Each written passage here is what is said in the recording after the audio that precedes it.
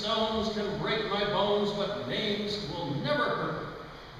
It's what we tell our children, and we hope it will be true for them. But experience tells us that this is nonsense.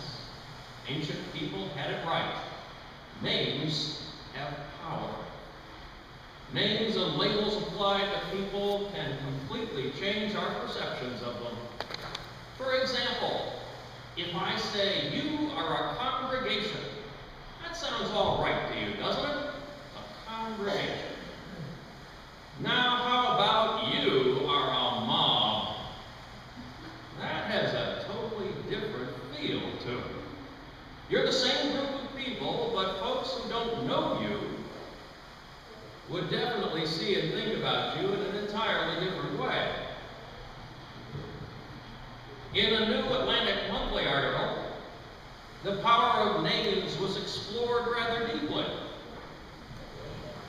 In work fields dominated by men, they stated, women with names that are ambiguous toward gender, now I like that phraseology, were more successful. The article asserted that names impact who gets into elite schools. I guess Jeffrey is not an elite school name. What jobs will be applied for, and who is hired. Apparently our names can even impact the cities we live in and who we befriend. I wonder if my parents knew about this amazing thing when they named me Jeffrey, which in the Old English means God's peace, and named my brother Mark, which is derived from Mars, the god of war. I think my mother would say they got it right sometimes. Then there are all the names hung on us by those who do not mean us well. Names have such tremendous power that some names leave us feeling isolated and hurt. We will not go into the long and ugly litany of names that have been put on one group or another to keep them down. We'll not get into the names that sports teams are currently debating whether or not they should keep. But some of those names leave us feeling judged. We feel alone, as if no one can help us in our struggles. That's how Jacob felt along the banks of the river Jabbok. Jacob is in a fix when we meet up with him in Genesis 32. Jacob's name was given to him because he came into this world with his chubby little fingers wrapped around his brother's heel, apparently determined to get past Esau and be the firstborn. There were advantages and blessings to be had for the firstborn child, and none for the runner-up. Jacob's name in the ancient Hebrew means heel sneak, trickster, overreacher, supplanter. The name fit the action and seemed to shape the man. As the years went by, Jacob tricked his swarthy, action-oriented elder brother twice. He duped Esau into handing over his birthright and fooled their father Isaac into conferring his blessing on Jacob instead of Esau. That blessing transferred ownership of the family land and authority to the person who received it. Enraged and grieved, Esau said, "Is he not rightly named Jacob? For he has supplanted me these 2 times. He took away my birthright, and look, now he's taken away my blessing." Fleeing from Esau, in his righteous and deadly rage, Jacob headed off to safer territory, completely outside of his home country. In the land of the eastern people, Padan Aram, Jacob met his Uncle Laban.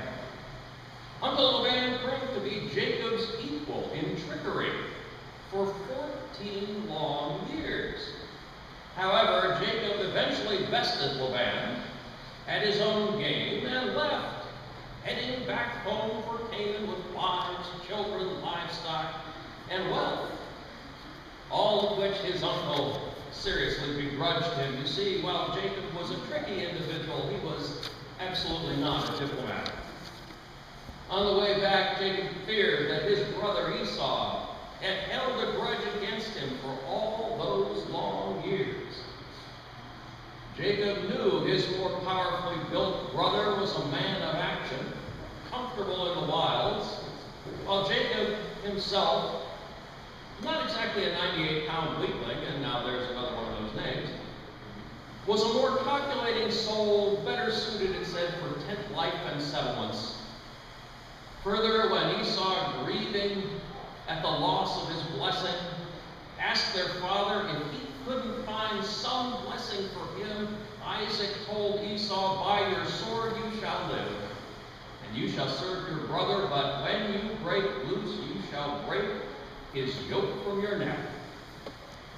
Isaac named Esau a rebellious warrior, and at the time Esau appeared to be intent on living up to that particular name. When Jacob heard Esau was approaching with 400 warriors, he panicked. He figured his past trickery and his name would finally be his undoing. Over the years, he'd received several assurances from God that God would be with him. But Jacob really wasn't so sure. He prayed earnestly to God for help, remembering that God had promised to stick with him, and then turned to his own plots, plans, and tricks to try to devise a scheme that would save his life against Esau. He sent ahead gifts for Esau to placate. He sent ahead his family to play on Esau's bidding. Then Jacob, not yet crossing the river Jabbok, he had sent everyone else across, settled in for a long night alone, wondering what his fate would be when he crossed the river in the morning.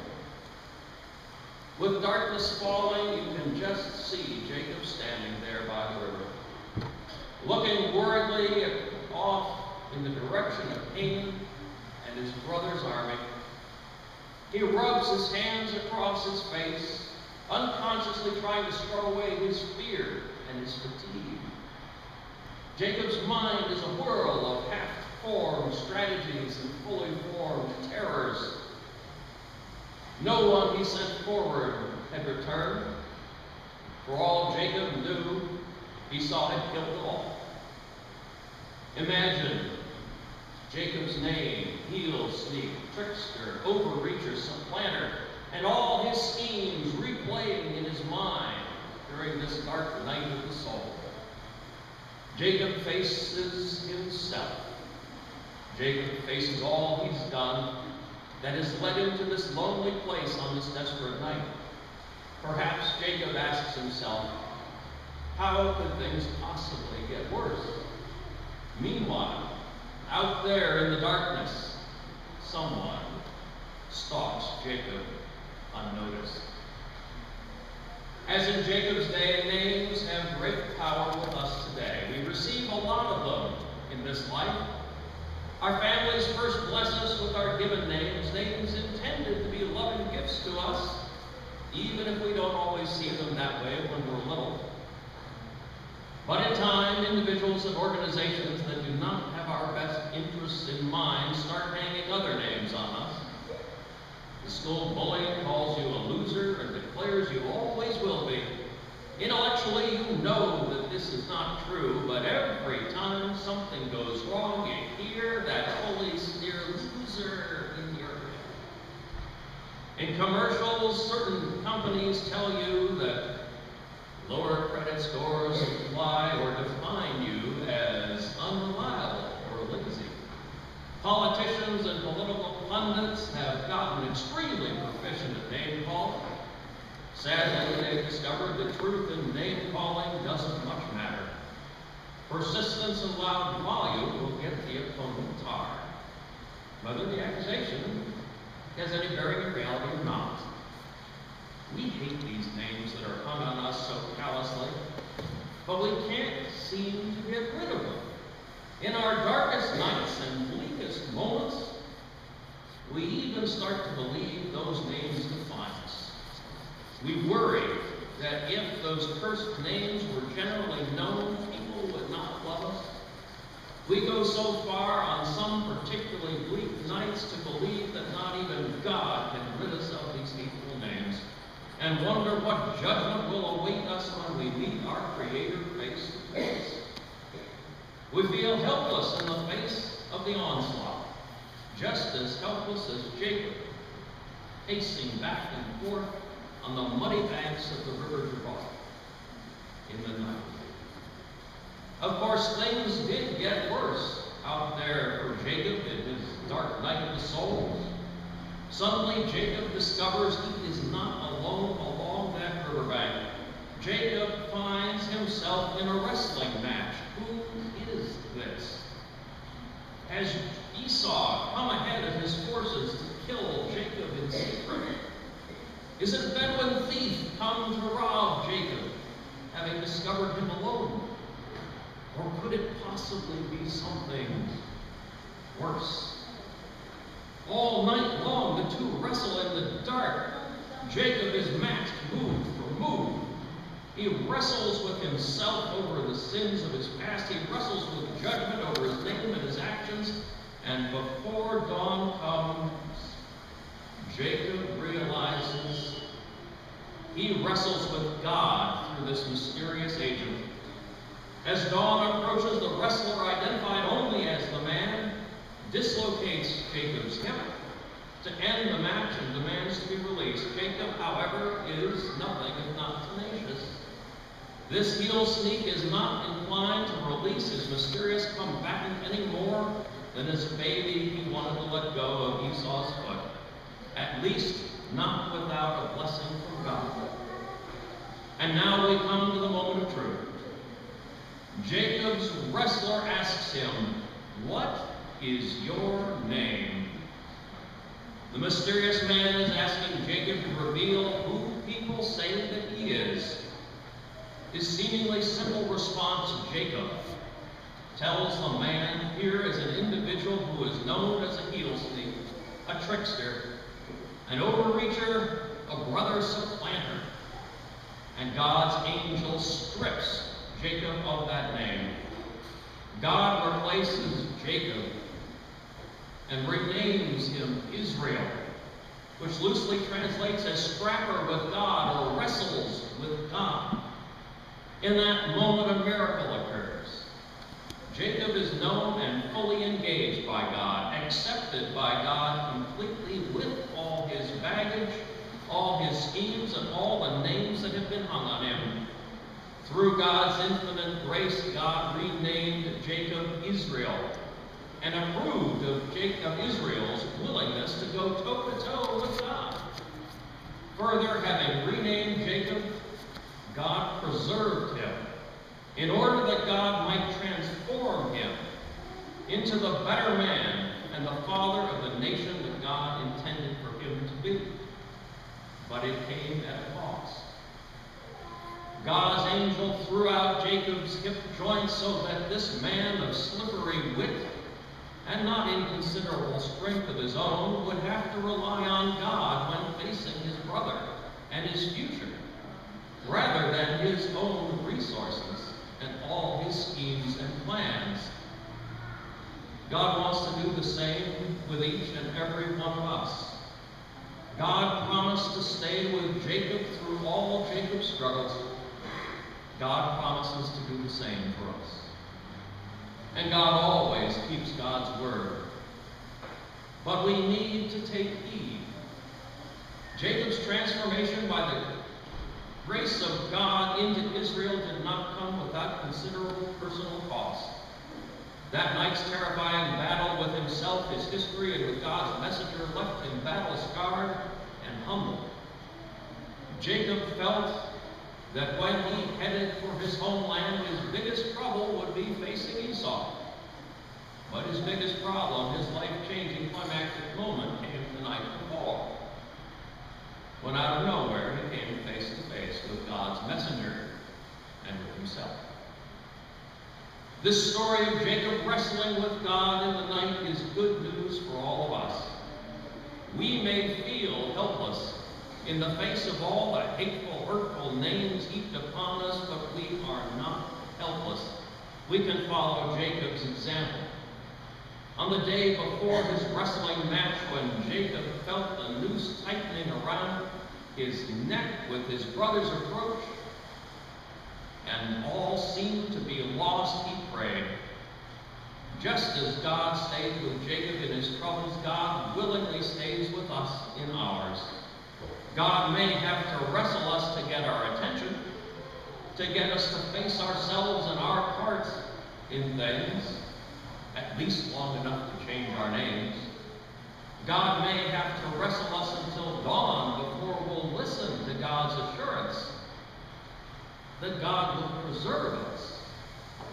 But if we're willing, if we continue to wrestle toe to toe, face to face, rather than trying to break away and run for it when the match comes, if we ask for our blessing like Jacob and accept what God has to offer, God will set us on a course to transform us from what we have been to what the world has claimed we are, into the people that God would have us to be. After all Jacob's scheming, he discovered that God's plan for his life was superior to anything he had ever been able to cook up with his tricky dealings. We will make that very same discovery. A few years ago, Time magazine editor Amy Sullivan was overcome with grief. Give you a little context, if you have never been an editor, that name alone is enough to strike fear or anger into the hearts of authors. Family of authors were sitting around the dinner table, their little children were at the table with them, and in the evening they used to like to talk to each other about what had gone on over the day. And the little sister was angry with her older brother, and she shook her finger at him and said, "You editor!" So, you know a little bit about what Amy was going through with that name. All the names that were hung on her in her life had overwhelmed her, and she entered what she called 3 dark years of the soul. Amy had been raised in a church where God was nothing more than an idea. There was nothing personal or direct about God in Amy's understanding, so she was surprised when she was hiking in the Santa Cruz Mountains in California, feeling frightened and very alone. Not unlike Jacob on that long ago night, she cried out, "God, please be with me and help me. I am so afraid." Suddenly Amy found herself in the presence of God, just as Jacob found himself suddenly face to face with God's messenger on that fateful night. It was a moment she could not describe, despite her considerable work, and for which she was completely unprepared. She had no idea what to do, but apparently God changed her name that night. She soon started to attend a church that affirmed her spiritual experience, and she became one of the outreach ministers for the congregation. But the wrestling match wasn't over. Amy's scars ran deeper than that. She had awfully hard names hung on her. And she said she was pursued by Jesus. And she gives the most beautiful description of Jesus I've ever heard. She said, "Jesus stalked me like a panther, watching and following her." She described him as good and persistent. Jesus came to Amy after one particularly miserable day in which she'd argued with her husband and lost her child at the shopping mall briefly. And if you've ever had a moment where your kid ducks into a clothing rack, you know how terrifying that is. She awoke with a start in the night to find Jesus standing beside her. She realized at that moment that she had a choice to make, whether or not to give Jesus her heart, to be willing to accept the name that God had for her, the name of beloved child. Amy said she made her choice and no wrestling match was required. She says, "I gave Jesus my heart and he gave it back to me. I gave him my life and he gave me back a different life." God stays with us in our struggles and transforms our lives. God transformed Jacob and Amy. God wants to transform us all. God wants to strip away any and all hurtful names we have been carrying around over the years and replace them with a true name. God knows us, accepts us for who we are, and renames us beloved children of God. Everywhere named us, God then patiently works at bettering us. Will you come to God's call? Let us pray.